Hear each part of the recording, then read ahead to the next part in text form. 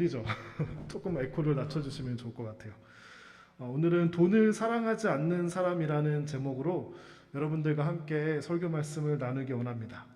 여러분께 제가 질문 하나를 던져 보겠습니다. 돈이 우리를 행복하게 할 수 있을까요? Can money make us happy? 네, 굉장히 조금 지금 이 상황, 이 세팅에서는 당황스러운 질문입니다. 그렇죠? 왜냐하면 솔직하게 답을 하기에는 이 교회라는 장소와 예배 시간이라는 이 시간이 주는 무언의 압박감이 있습니다. 그리고 we Christians, we feel like we almost have to give a right answer. That money doesn't really make us happy. 이런 모범 답안을 이야기해야 한다라는 그런 느낌을 우리가 받기 때문입니다. 또 저는 설교 시간이니까 여러분들께 어떻게 말씀을 드려야 되죠? 네, 돈은 결코 우리를 행복하게 하지 못합니다 라고 말씀을 드려야 할 것 같은 그런 압박이 저에게도 있어요. 여러분들만 느끼는 게 아니라 저도 그런 압박이 있는데요. According to the research, money does make people happy. 돈이 사람을 행복하게 만든다라는 그런 연구 결과가 정말 많더라고요. 저 그래프가 뭐냐면 이 x-axis에는 it's our family income, 그렇죠? y-axis에는 사람이 느끼는 행복감, the level of happiness you feel 그건데요. x-axis가 늘어가서 이 family income이 한 18만 불 정도면 이렇게 고소득자라고 말할 수 있죠. 거기까지 이렇게 가면은 점점 해피니스가 늘어나요. So according to that plot and according to many research, money does make you happy. But if you are, if you're like me, you will make an observation about the shape of that curve. 처음에 전혀 패밀리 인컴이 없으면은 행복하기가 굉장히 쉽지 않겠죠. 그러다가 인컴이 늘어나면서 the rate at which happiness changes, it goes up. 빠른 속도로 가파르게 증가하다가 you sort of hit an inflection point, and after some point it still goes up slightly, but it's called the law of diminishing returns. 어느 정도가 지나면은 인컴이 많이 늘어도 행복감이 늘기는 늘어요. 그런데 그렇게 많이 늘지는 않는다라는 그런 결과가 있습니다. 그리고 다른 국가들을 비교해봐도 이런 추세가 비슷하다고 합니다. 전 세계에서 가장 행복한 사람들이 방글라데시 사람들이다라는 그런 결과도 이렇게 떠도는 결과가 있긴 한데 제가 조금 찾아본 결과 조금 그 리서치에 대한 그 세팅이 좀 잘못된 것 같아요. 그래서 제가 말씀드리는 게 무엇이냐면요. 돈이 사람을 행복하게 만들기는 하는 것 같아요. 그런데 우리 전도서 말씀을 통해서 이 행복이 성경에서 말하는 행복과 같은 행복인지 우리가 어떻게 이해해야 하는지 우리가 다 함께 조금 더 이야기를 나눠보도록 하겠습니다. 우리 10절 다 같이 한번 읽어볼까요? 돈을 사랑하는 사람치고 돈에 만족하는 이가 없고 재물을 사랑하는 사람치고 자기 수입에 만족하는 이가 없다. 이건 역시 허무한 일이다. Those who love money will never have enough. How meaningless to think that wealth can bring true happiness. 사람은 모두 행복해지고 싶어 합니다. 여러분도 행복하고 싶으시죠? 여러분의 삶이 행복했으면 좋겠고 가족이 행복했으면 좋겠고 또 우리 교회도 행복하기를 여러분 모두 다 누구보다 간절히 원하실 것입니다. 그런데 우리는 무엇이 우리를 행복하게 하는지 언제 우리가 언제 행복한지 알고 있을까요? Do we really know what makes us happy? And can we truly define what happiness is? 저는 가끔 이 행복의 추구, the pursuit of happiness, 이 또한 misleading하고 마치 바람을 잡는 것 같다라는 그런 생각을 하게 됩니다. 사람들은요, 나름대로 나를 행복하게 만들 것 같은 것들을 열심히 추구하면서 살아요. 사랑도 하고 커리어도 이루고 자녀들도 잘 키우고 나를 행복하게 할 것 같은 것들을 우리는 열심히 찾아서 살아가는데 그렇게 우리가 해피니스를 pursue하는데 여러분 정말 행복한 사람을 우리 주변에서 쉽게 만나볼 수가 있나요? 많은 사람들이 내가 나를 행복하게 할 것 같은 것을 구합니다. 이룹니다. 그런데 그 후에 찾아가는 what kind of feeling do we get after trying to reach happiness? It's the feeling of emptiness. 이 emptiness라는 단어가 솔로몬이 이 전도서에서 많이 이야기하는 허무하다, 헛되다, meaningless하다라는 이 표현인 것 같습니다. 여러분 조금 우리가 본 10절 말씀을 carefully 보시면요. 이 쉬운 성경에서는 행복, happy라는 단어 대신에 만족이라는 단어를 쓰고 있습니다. In the Korean translation, it sort of uses the word satisfaction. 돈이 많아지면 사람이 비교적 행복감을 느끼는 것은 맞는데요. 돈은 우리에게 만족을 가져다 주지 못합니다. 왜냐하면 그 만족은 사람의 마음에서 나오는 것이기 때문입니다. 그런데 사람의 마음에는 굉장히 나쁜 아이가 하나 있어요.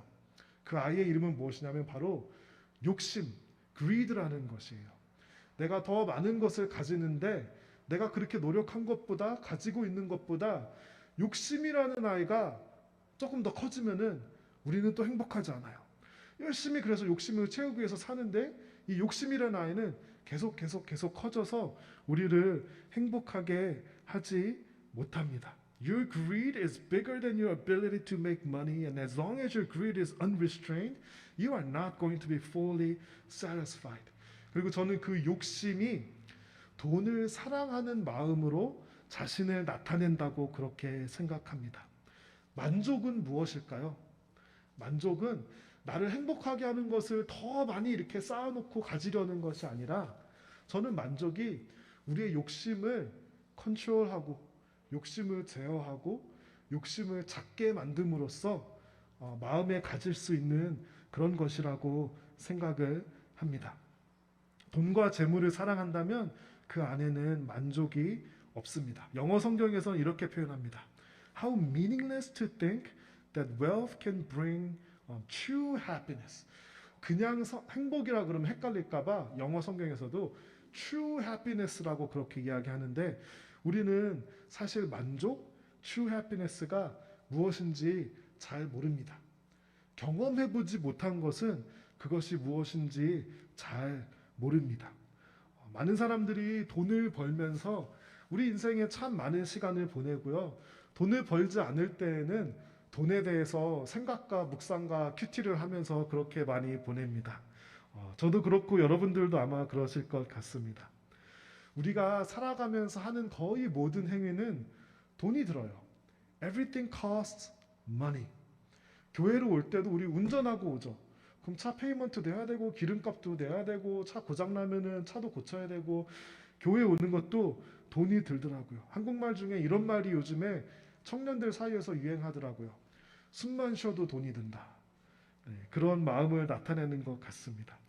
Even though we live in the times that is deceiving us, the message of the Bible is clear. Do not love money, for the love for money is the root of all evil. 우리가 돈을 사랑하면은 우리 가운데 만족이 없고요, 평화가 없고 true happiness가 없습니다. 그런데요, 성경은 돈을 부인하지 않습니다. The Bible does not deny what money is. The Bible does not say that money is. It says the love for money is root of all evil. 성경은요, 돈의 중요성을 인정합니다. 일하지 않는 사람은 먹지도 말라라고 하고요. 사도 바울이 텐트 메이킹을 했어요. 텐트 메이킹 하는 게 자기의 직업이어서 사도 바울이 물론 교회의 도움과 서포트도 받았지만 그렇게 하지 않으려고 가능한 많이 노력을 했던 것을 알 수 있고요. Jesus, when he was traveling, he had a disciple who was in charge of the accounting. 예수님 제자 중에 이렇게 돌아다니실 때 회계를 담당하는 그런 제자가 있었고요. 예수님께서는 가이사에게 낼 세금을 잘 내라고 그렇게 말씀하십니다. 이 돈의 본질은 medium of exchange. 우리가 물건을 교환할 때 그 중간에 있는 매개체가 돈이고 또 store of value. 열심히 일해서 가치를 저장하는 그런 수단이 바로 돈입니다. 그런데 성경에서는요, 이 돈의 영적인 의미에 대해서 또한 우리에게 말을 해주고 있습니다. 10절에서 돈을 사랑하는 사람은 만족이 없다 그랬죠. 우리가 이 돈을 사랑하게 되는 거예요. 우리의 마음을 빼앗기게 되는 거예요. Money is spiritual and it can grab and it can take control of our hearts. 그래서 이 돈은 사실은 굉장히 영적인 것이라고 생각하고 사람의 마음이 돈에 빼앗기면 돈을 사랑하게 되면 우리의 인생을 송두리째 포로로 그렇게 맡기게 되는 강력한 힘이라는 그런 통찰을 성경이 우리에게 알려줍니다. I realize that money is very spiritual and money is competing for a place in your hearts and it oftentimes even competes the place for God, between money and God in your heart. 우리는 돈을 사랑하지 말고 돈을 사용해야 합니다. 돈의 마음을 빼앗기지 말고 나와 나의 가족을 위해 또 선한 일들을 위해 하나님의 일들을 위해 우리는 사용해야 합니다. 라고 제가 이렇게 쉽게 말하고 설교를 그냥 끝내면 좋겠는데요. 그런데 조금 이것보다는 더 복잡한 그런 면이 돈과 우리의 마음의 관계 사이에 있는 것 같습니다. 저는 성경을 읽다가 잘 안 풀리면은 혼자서 이렇게 그림을 그려보고 그래프를 그려보는 그런 습관이 있어요.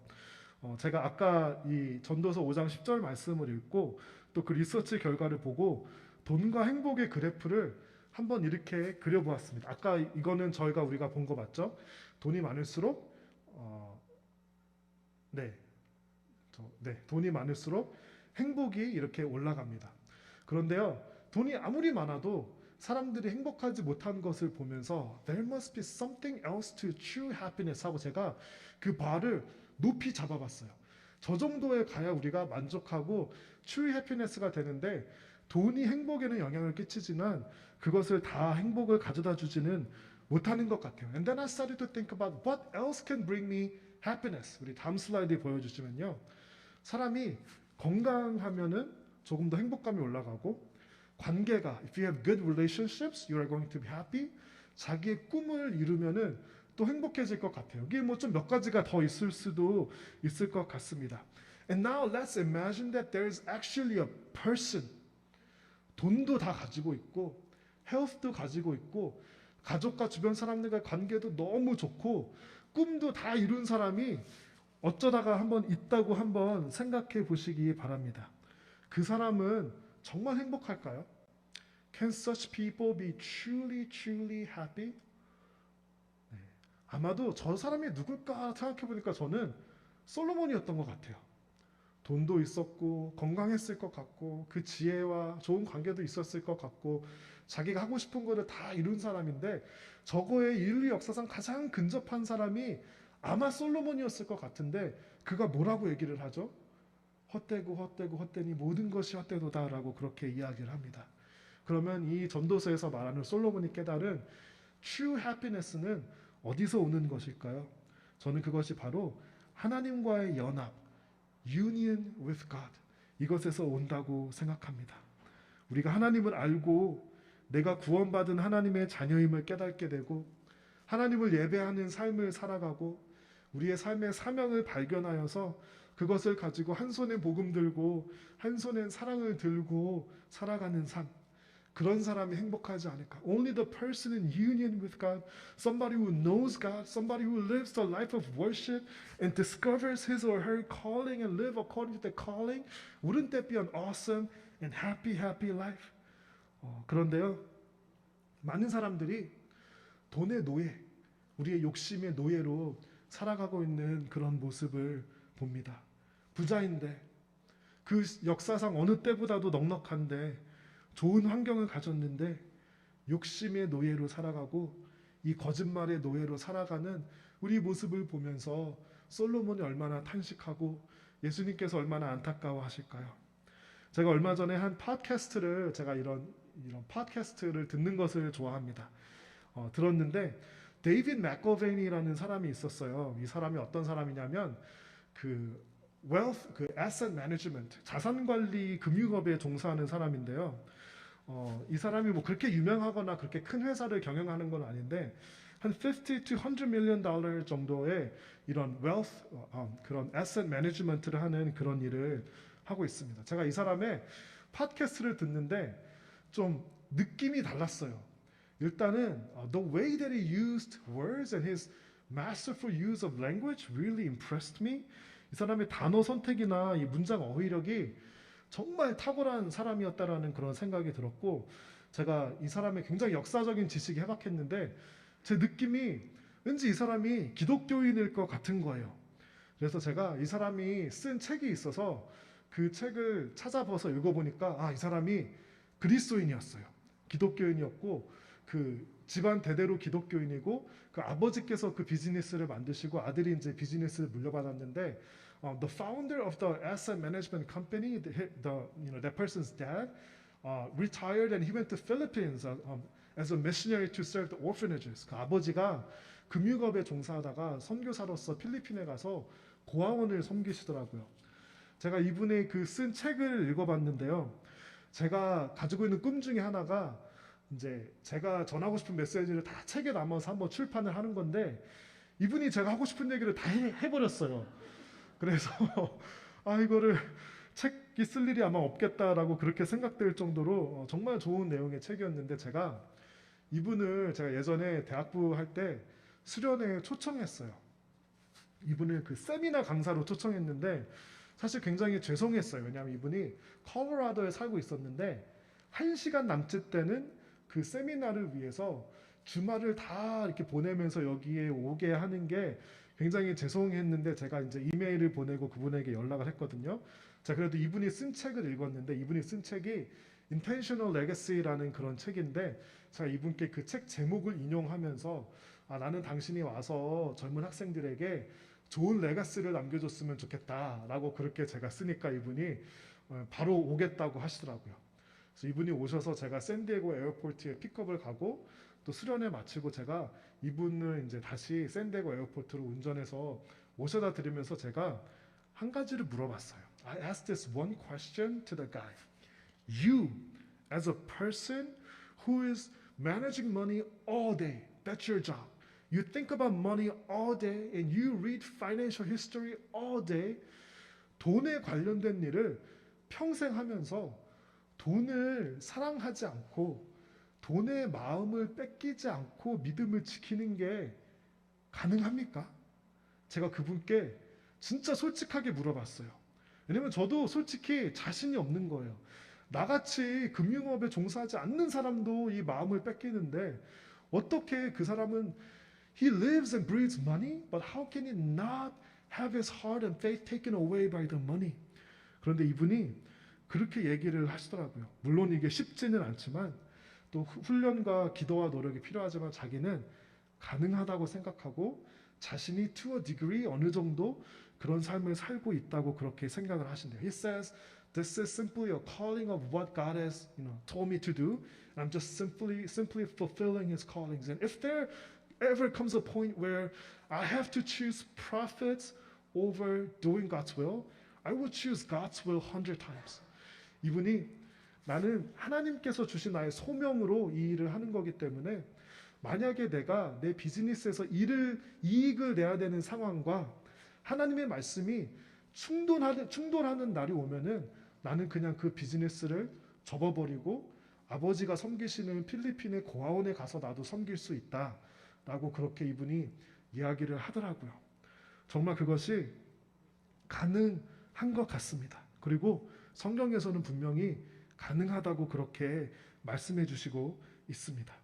우리 교회 문화 안에서는요, 돈 얘기하는 것을 굉장히 세상적으로 믿음 없는 것으로 그렇게 여길 때가 있습니다. It is very uncomfortable for us to talk about money in the church. 제가 이 설교를 준비하면서요, 너무너무 마음이 힘들었어요. 왜냐하면 이런 얘기를 이렇게 직설적으로 해도 되나? 라는 그런 마음이 있었기 때문입니다. 제가 이제 직장도 있고 교회도 섬기는 이런 bivocational ministry, 이중직을 해서 이런 경험이 아마 있을 것이라고 생각되는데요. 제가 몇 년 전에 일하던 회사에서 저희 보스가 이제 퍼포먼스 리뷰를 하면서 조금 보너스를 주고 회사 주식을 줬어요. My company offered me some stocks. 제가 태어나서 처음으로 주식을 받아본 거예요. 저는 너무 신기하더라고요. 그래서 너무 기분이 좋아서 팔려 그러니까 또 다 팔 수는 없대요.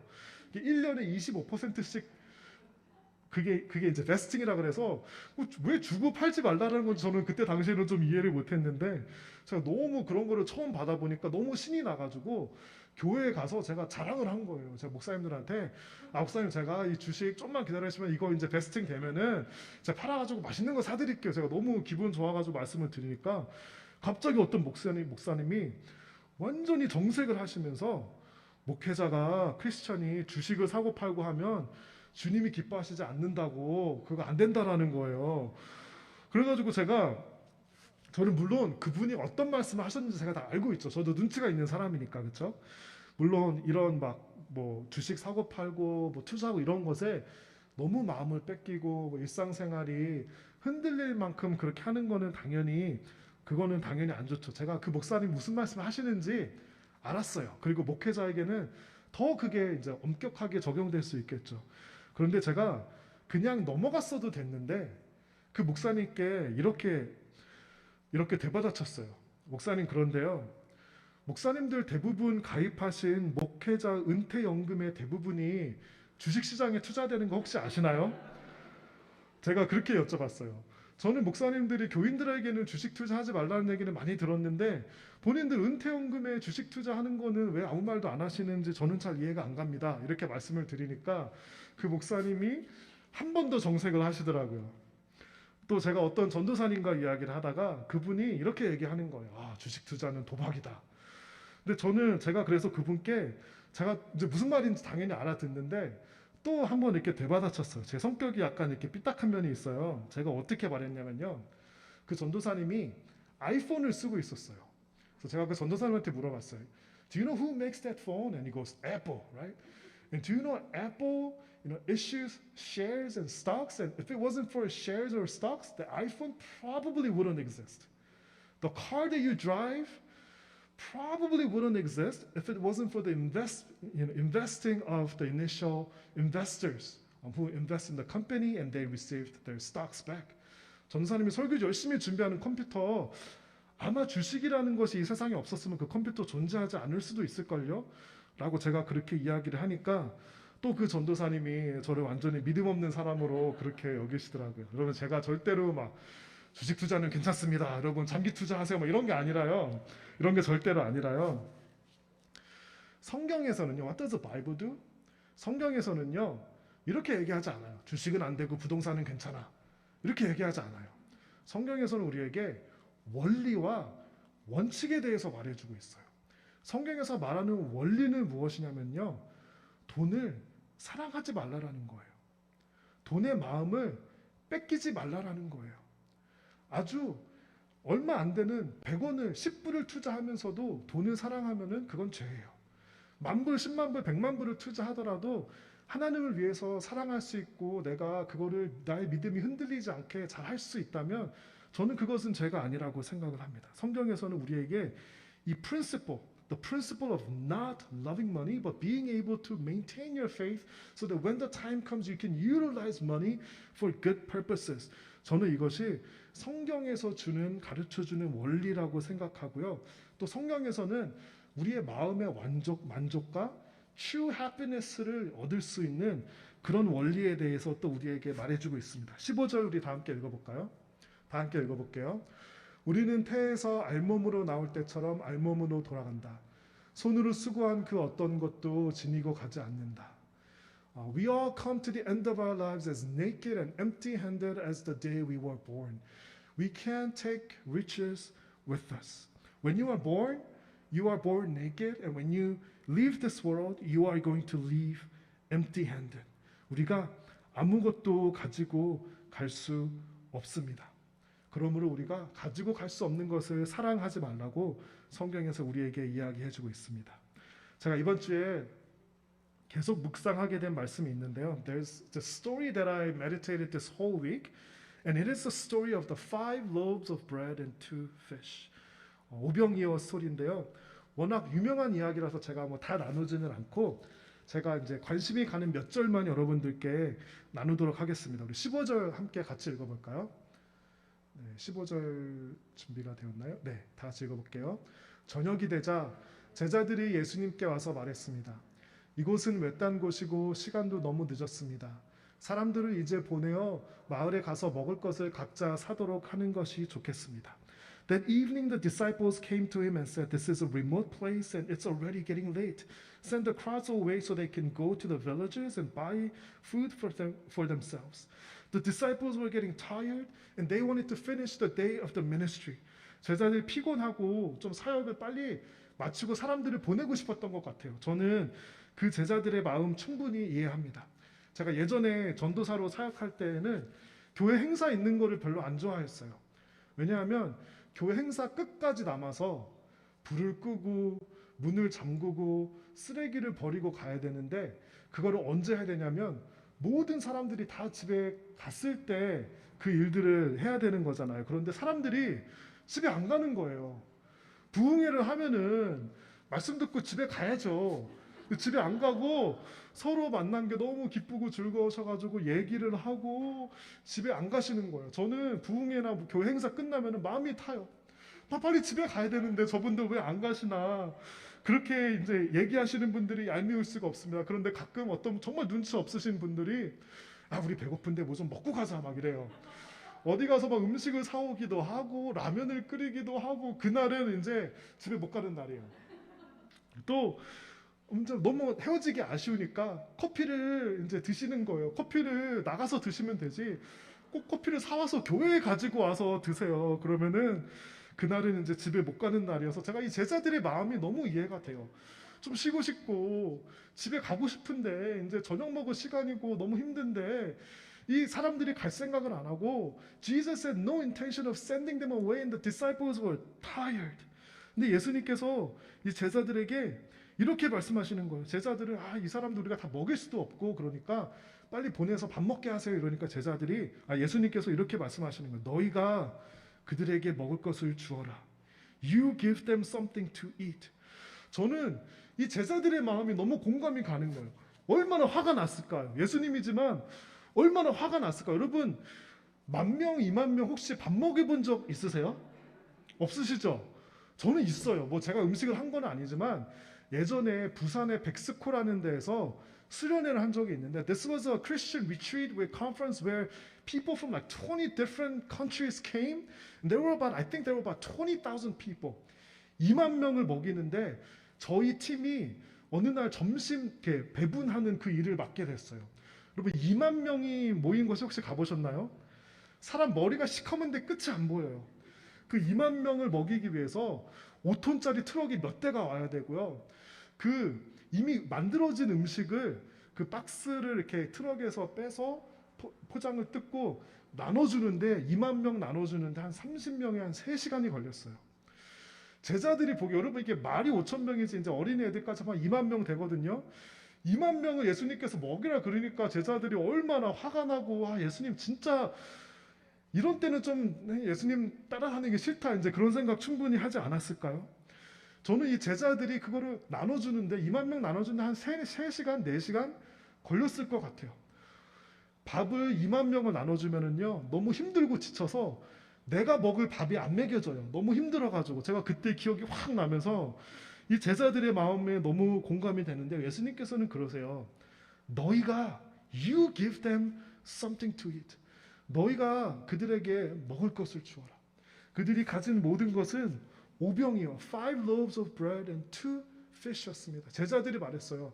우리가 가진 것이라고는 빵 5개에 생선 2마리일 뿐입니다. 여러분 저 제자들의 말이 제 해석에는 예수님에게 좀 성질 나쁜 제자들은 뭐 베드로 같은 제자들은 약간 화를 냈을 것 같아요. 예수님 안 보이세요? 말이 돼요? 우리가 이 빵 5개랑 5병이어 가지고 어떻게 이들을 먹입니까? 좀 말도 안 되는 얘기 그만하세요 라고 제 생각에는 제자들이 좀 화를 내거나 짜증을 냈을 것 같아요. 그런데 예수님께서 어떻게 하시죠?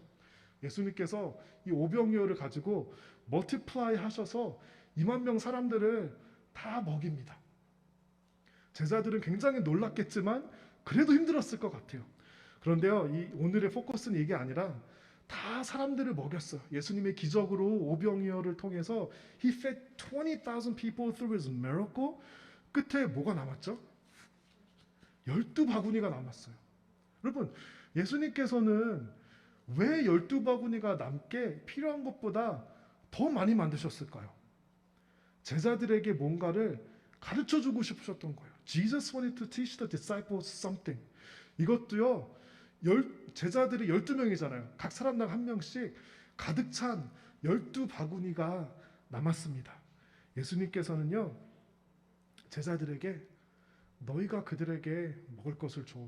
가진 게 없지? 그런데 너희가 주려는 마음만 있으면 그 음식은 내가 줄 거야. 너네가 돈 벌어와서 너네가 세이브하고 너네가 부자여서 2만 명을 먹이는 돈을 대라는 게 아니라 너네가 이들을 먹이고 싶은 if you have the heart of compassion and if you're willing to do the hard work, 내가 먹일 수 있게 도와줄게. 그런데 나는 너희들의 그 마음이 필요해. 라고 제자들에게 이 레슨을 통해서 그들이 이거 남은 거 바구니 들고 오면서 뭐라고 느꼈을까요? 아, 예수님께서, 하나님께서는 공급하시는 하나님이시구나. 그런데 넘치게 공급하시는 하나님이시구나. 이렇게 제자들이 느꼈을 것 같습니다. 제가 이번 주에 김동호 목사님 페이스북에 가서 카렌족에 대한 그런 이야기를 듣게 되었습니다. 제가 여러분들에게 부담을 주거나 강요를 하는 게 아니라 저의 그냥 개인적인 어떤 이런 한 주에 대해서 나누는 것입니다. 미얀마의 그 밀리터리 쿱이 일어나서 이 트라이브 오브 카렌이 이제 태국으로 피신을 했다 그래요. 이 미얀마의 버마족이 전투기까지 동원해서 공습을 했다고 그렇게 합니다. 이 사람들이 태국에 넘어가서 산에서 그냥 태국 정부는 the Thai government does not welcome them, but they would just kind of let the people hang around in the forest. 한 10명, 20명 정도 이렇게 찢어져서 그냥 대충 숲속에서 그렇게 산다고 합니다. 제가 그냥 그런가 보다 하고 그냥 지나쳤는데 자꾸 생각이 나는 거예요. 자꾸 이제 머릿속에 잊혀지지 않는 거예요. 자려고 누우면은 저 사람들 사진이 생각이 나고 이러고 제가 어느 날은 또 이번 주에 이찬수 목사님 설교를 듣다가 바로 이 오병이어 그 얘기를 하시더라고요. 너희가 먹을 것을 주어라. 그 이찬수 목사님 특유의 그 약간 쉰 목소리로 너희가 먹을 것을 주어라. 약간 이렇게 사투리 섞어서 하시는데 그 목소리가 잊혀지지 않는 거예요. 이 카렌족하고 너희가 먹을 것을 주어라 했는데, 근데 제가 하나님께 그 제자들의 마음으로 그렇게 기도했어요. 하나님, 저는 그냥 카렌족하고 상관도 없고요. 저는 그냥 김동호 목사님 페이스북 본 죄밖에 없고 이찬수 목사님 설교 들은 죄밖에 없는데 자꾸 이렇게 이렇게 불편하게 하시면 저 이제 설교 안 들을 거예요. 제가 이렇게 그냥 솔직하게 그렇게 기도를 했습니다. 그래도 자꾸 마음이 불편해서 그냥 개인적으로 궁금해서 제가 그 카렌족을 도우시는 선교사님이랑 한번 줌 통화를 했어요. 이분하고 얘기를 하니까 더 마음이 무거워지는 거예요. 이분이 뭐라고 말씀하시냐면요.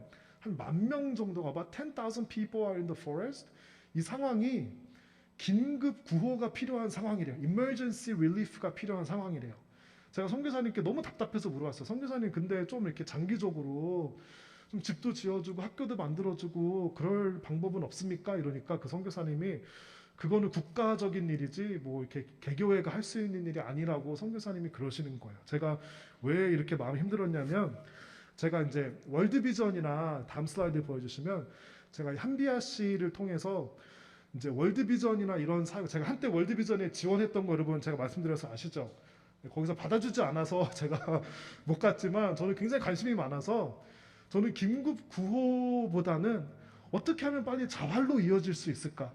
이거에 항상 관심이 많은 사람인데 그 선교사님이 그러는데 그냥 emergency relief만 할 수 있는 상황이라는 거예요. 그러니까 이게 답이 없잖아요. 그냥 밑에 깨진 항아리에 그냥 붓는 그런 상황이라서 이게 어떤 도움이 될 수 있을까? 그렇게 혼자 많이 이제 고민을 했습니다. 그런데 하나님께서 저에게 생각나시게 한 어떤 경험이 딱 있었어요. 묵상하면서 설교를 들으면서 걷고 있는데 어떤 제가 너무 오래전 일이라 이제 잊고 있던 걸 떠오르게 하셨어요. 제가 예전에 태국에 잠깐 예전에 학생 때 단기 선교를 간 적이 있는데 제가 이제 다음 사진 한번 보여주시겠어요? 거기 가면은 태국에 이제 저 맥도날드 사람인데 거기는 맥도날드 사람들 이제 이러고 있어요. 거기 이제 태국 인사가 사와디캅 이렇게 하는 거거든요. 제가 태국에 갔던 기억이 딱 떠올랐어요. 근데 그 태국이 떠오른 게 아니라 그 선교를 가기 전에 As a part of the preparation for the mission trip, each member needed to raise about $3,000, 한 3,000불 정도를 그 선교비를 모아야지 선교를 갈 수가 있어요. 그런데 저랑 성경 공부하던 동생이 한 명이 있었어요. This, one year younger guy that I used to do Bible study with, he asked me to pray for him. 선교를 가고 싶은데 자기 상황에서는 이 3,000불을 도저히 어떻게 할 수가 없다라는 거예요. 이 친구가 열심히 해가지고 2,000불을 모았어요. He raised $2,000 and he was short $1,000. 선교 가기 바로 한 3일 전인가 그랬는데 2,000불밖에 없어서 선교를 못 가게 생긴 거예요.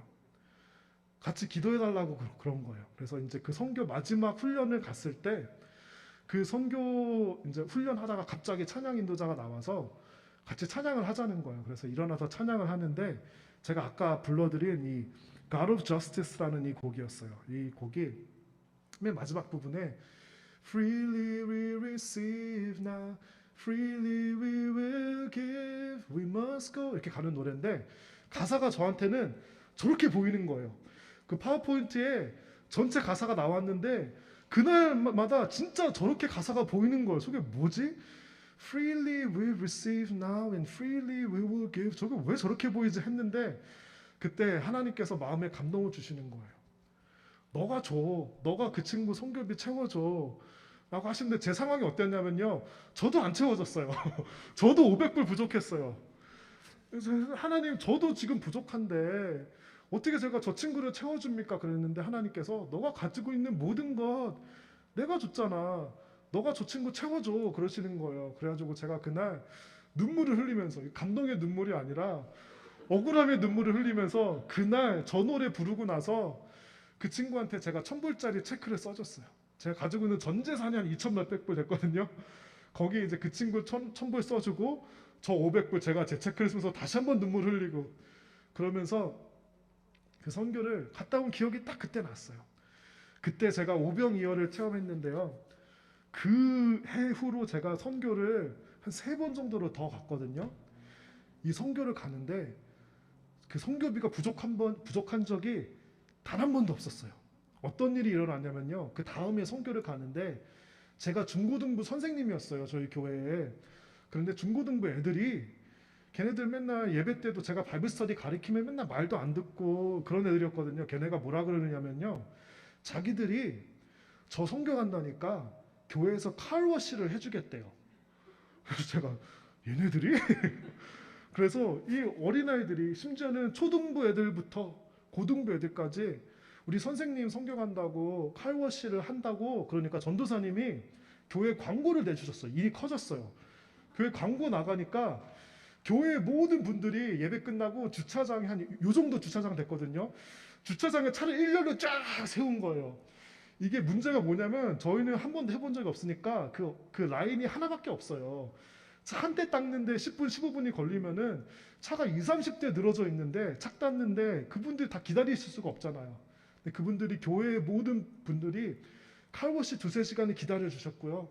모든 애들이 자기 이거 가지고 와서 칼워시 다 해줘가지고 제가 그날 하루 만에 거의 3,000불이 채워져가지고 선교를 다녀왔어요. 그 다음에는 또 어떤 일이 있었냐면요. 제가 이제 또 열심히 선교비 채워달라고 기도하고 있는데 교회에 잘 모르는 집사님이 저는 사실 그분의 얼굴도 몰랐는데 교회 어떤 집사님이 갑자기 저한테 오래요. 오더니 생판 모르는 집사님이 저한테 갑자기 그러시는 거예요. 내가 아들이 없고 딸밖에 없는데 너를 이 학생을 아들로 생각하고 싶어. 저는 무서운 거예요. 모르는 아줌마가 왜 나보고 아들이라 그러지. 근데 그러면서 그분이 저한테 500불짜리 체크를 써주시고 주변 집사님들한테 다 얘기를 한 거예요. 빨리 집에 가서 돈 갖고 오라고. 그래가지고 그날 그 선교비가 다 채워졌어요. 제가 이 12강주리를 경험을 한 거예요. Freely I have received. 제가 한 번 주고 그 후에 저는 그런 것을 너무 많이 경험을 했어요. Freely we have received. 저는 복음이 이런 것 같아요. 우리가 복음을 이거 표현을 잘해야 되는데 제가 지금 표현을 잘 못해서 굉장히 힘들어요. We have freely received the gospel message. 우리가 값없이 받았잖아요. 싸구려 복음은 아니에요. 너무나도 높은 값인데 하나님께 우리에게 거저 주신 복음이에요. 그 복음이 우리 안에서 묻고 있는 거예요. 하나님은 너에게 가장 소중한 것을 freely 주셨는데 너는 그러면은 어떤 삶을 살아갈래? 돈을 사랑하는 삶을 살아갈래? 돈의 마음을 빼앗기는 삶을 그런 삶을 살아갈래? 아니면 너가 freely 받은 것을 freely 주는 삶을 살아갈래? 이것을 이 메시지를 이 복음이 저에게 묻고 있는 것입니다. 여러분께도 묻고 싶습니다. 이것이 뭐 카렌적이고 뭐고 이거를 떠나서요. 저는 우리의 믿음, 우리의 복음이 우리에게 무엇을 요구하는가, 어떤 질문을 던지는가, 그것을 여러분들에게 묻고 싶습니다. Some Christians do not want to listen to the voice of God. Some people don't. 왜냐하면 하나님께서 음성을 들려주시면 행동하는 게 어렵기 때문에 우리가 어떻게 살아가냐면요, 이렇게 살아요. 저희 집 애들이 제가 잔소리하면 어떻게 하는지 알아요? 라라라라라라 이래요. 안 들리게. 근데 우리가요, 그렇게 살아가요. 이렇게 살아가다가 가끔 하나님께서 말씀하시면 안 들려요, 안 들려 이러고 있는 게 혹시 우리의 모습은 아닐까요? 또 하나님께서 when God wants to inspire our hearts, 제가 요즘은 안 그러는데 옛날에 because I used to play guitar, 손에 기타 치면 굳은 살이 두껍게 생겨요. 이만큼 두껍게 생긴 건 요즘 기타를 안 쳐서 다 없어졌는데 하나님의 감동에 when you resist the inspiration of the Spirit in your heart, 마음에 굳은 살이 박혀요. 굳은 살이 너무 두껍게 박히면 어떤 일이 일어나냐면요, 하나님께서 은혜를 주시는데 마음에 감동이 안 돼요. 여러분 예배 때 그런 적 있나요? 옆에 사람들은 다 은혜 받고 있고 다 손 들고 울고 있는데 나는 아무 감동이 없어요. 물론 그럴 때도 있을 수 있는데 제 경험에는 그런 경우에는 제 마음에 굳은 살이 탁탁하게 배긴 적이 너무 많더라고요. 솔로몬이 말씀을 통해서 하나님께서 우리에게 주시고 싶은 말씀이 무엇이냐면요, 우리가 돈을 사랑하는데 세상 사람들은 그럴 수 있어요. But if you love money and you're a Christian, you have some tough choices to make. Either you have to close your ears or you have to thicken your heart. And you're not going to be able to live that abundant life that Christ is inviting us to live. 그래서 예수님께서 우리에게 말씀하시는 건 무엇이냐면요, 이제 닫은 귀도 열고 마음도 열어서 그 굳은 살이 점점 없어지게 하고 내가 말하면 같이 듣고 행동하고, 내가 마음에 감동을 주면 when I inspire your heart, let your heart be inspired and I will take care of it. I will provide. The Lord will provide. 저는 그것이 이 오병이어와 솔로몬이 우리에게 돈을 사랑하지 말라라는 그 메시지라고 생각합니다. 저는 저와 여러분이 이런 삶을 살면 좋겠어요. 하나님을 위해서 가진 거는 없는데요, 없는 건 우리 잘못이 아니에요. 오병이어밖에 없어요. 그런데 이것을 하나님께 내놓고, 하나님 내가 저 사람들 섬기기 원합니다, 하나님 뜻대로 살기 원합니다 라고 하면은 하나님께서 오병이어로 기적으로 부족한 우리를 통해서 사용하여 주시고 역사해 주시고 멀티플라이하는 그 현장에 있게 하시고 12광주리가 남아요. 저는 12광주리 남은 거는 그 제자들이 집에 가서 먹었을 것 같아요. 그 제자들 뭐 가져갔을 것 같아요. 그럴 수 있어요. 그렇죠? 하나님께서 넘치게 주시는 그 12광주리가 오병이어보다 훨씬 더 많았어요. 훨씬 더 배불리 먹었어요. 저는 그것이 우리 성도의 삶이라고 생각합니다. 여러분 그렇게 사는 하나님의 은혜가 임하시기를 기도합니다. 우리 찬양팀 나와주시고 저희 찬양 같이 하면서